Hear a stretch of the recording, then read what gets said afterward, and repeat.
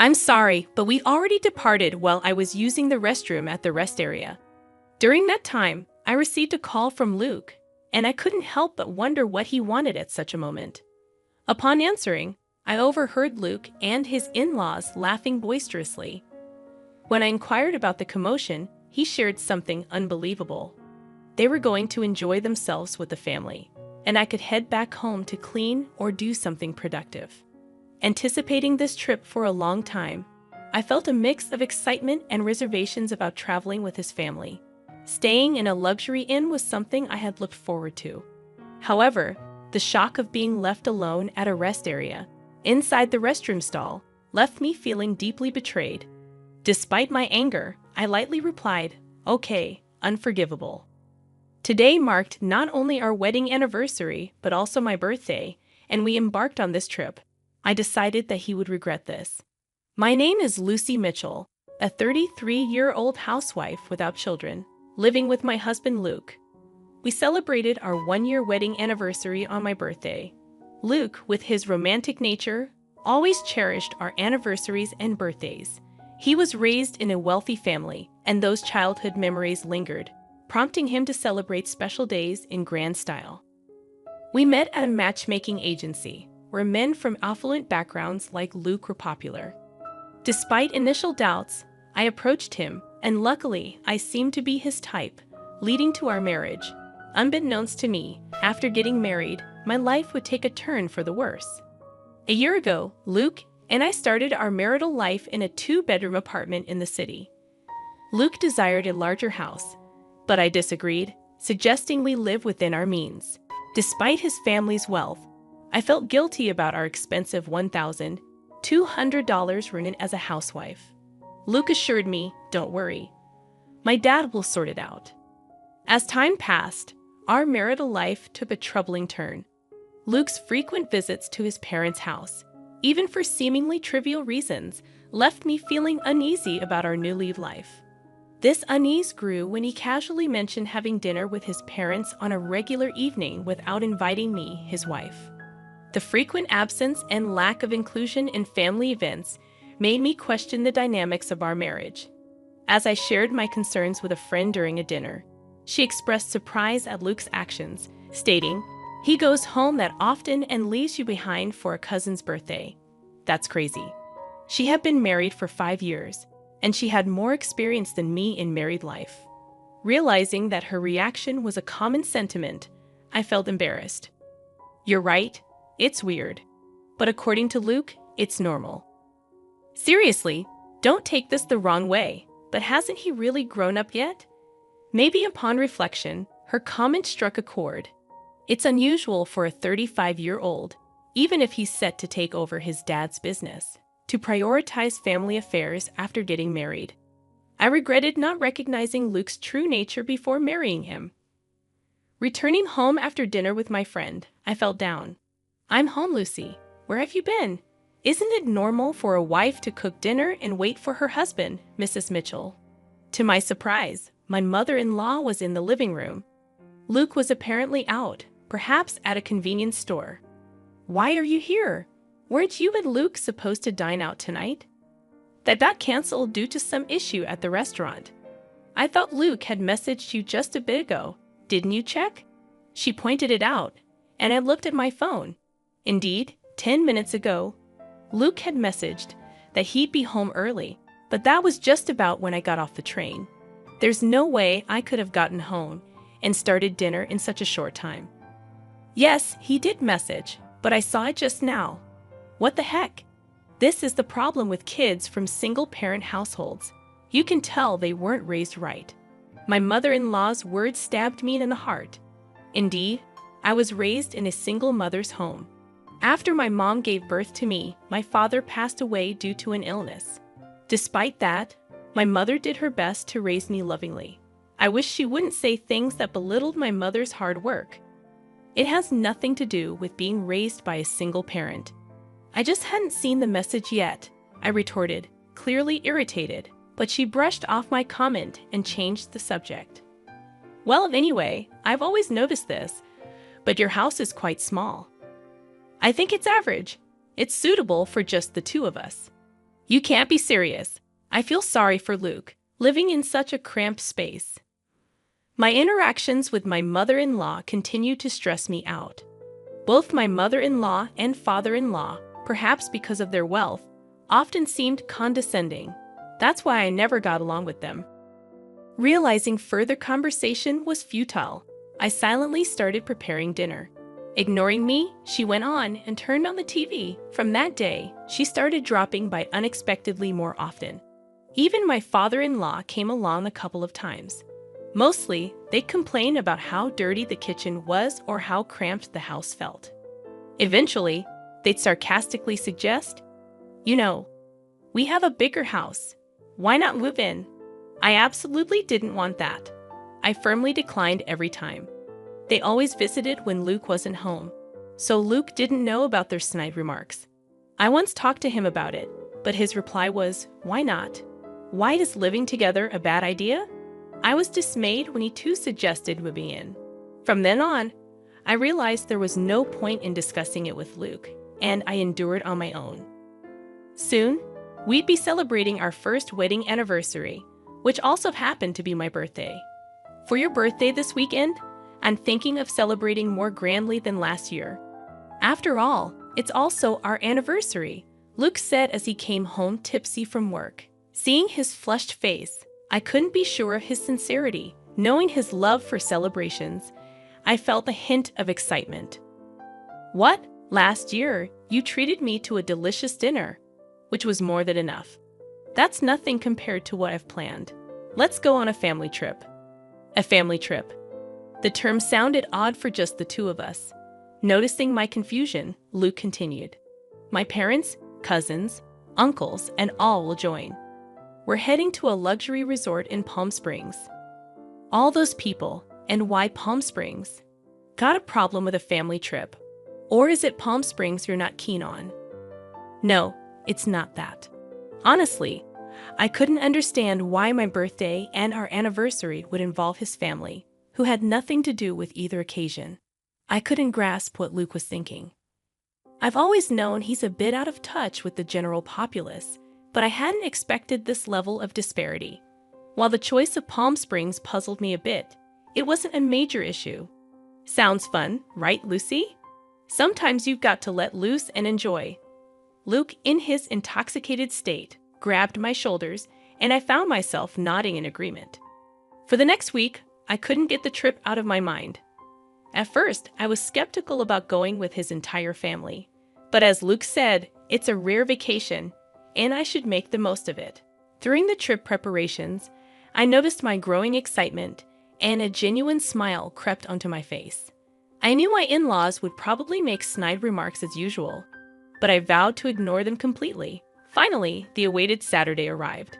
Luke and I headed to his parents' house, our meeting point for the trip.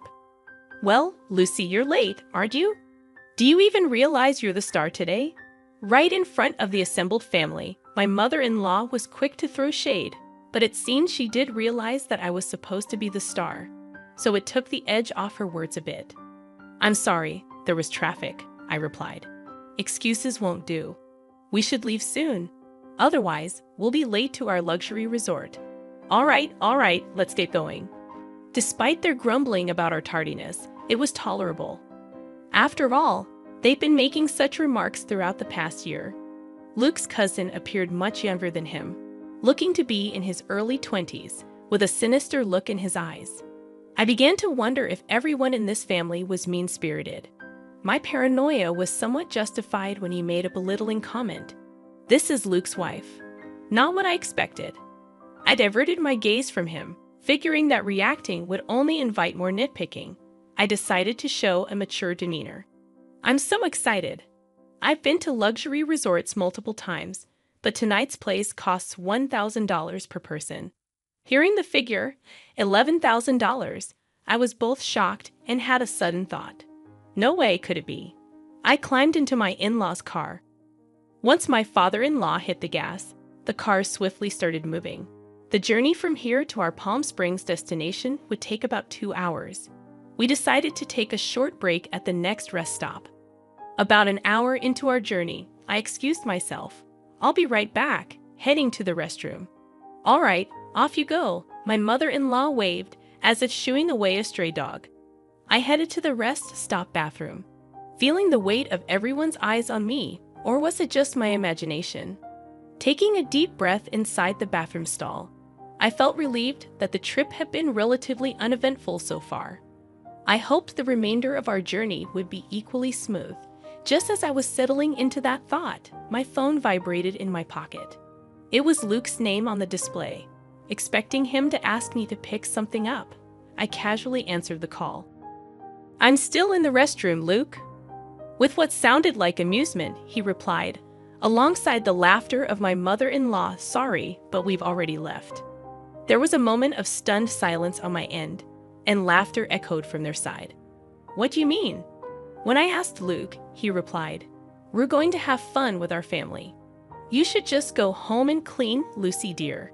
Today's trip is just for the Mitchell family. It's a pity, but you'll have to stay behind. Goodbye." I was told the unbelievable. I had been looking forward to this trip for a long time. Having his family join us was a bit of a concern, but staying at a luxury hotel had me excited. And now, they left me alone at the rest area. I was trembling inside the restroom stall, feeling utterly betrayed. Trying to hide my anger, I responded with a light, "Okay, this was unforgivable. Today was our wedding anniversary and my birthday, and they brought me on this trip. I'll make them regret this." After leaving the restroom, I called someone. The person on the other end was shocked and shared some astonishing news. I asked, "Really?" They responded, "Yes." Then the person on the phone promised to come pick me up. Left alone at the rest area like this was unbearable.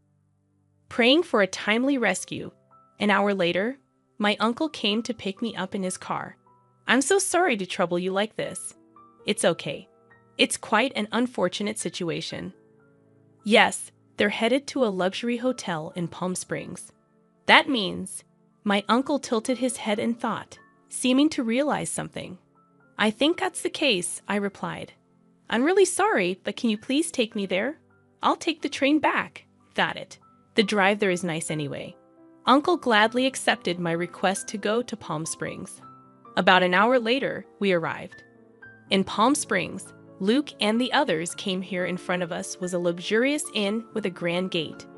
It was a well-known hotel, the only luxury accommodation I knew of that cost $1,000 a night. At the reception, I was told, "Dinner starts at 6:00 p.m. Please follow me." The person who greeted me with a smile was my mother.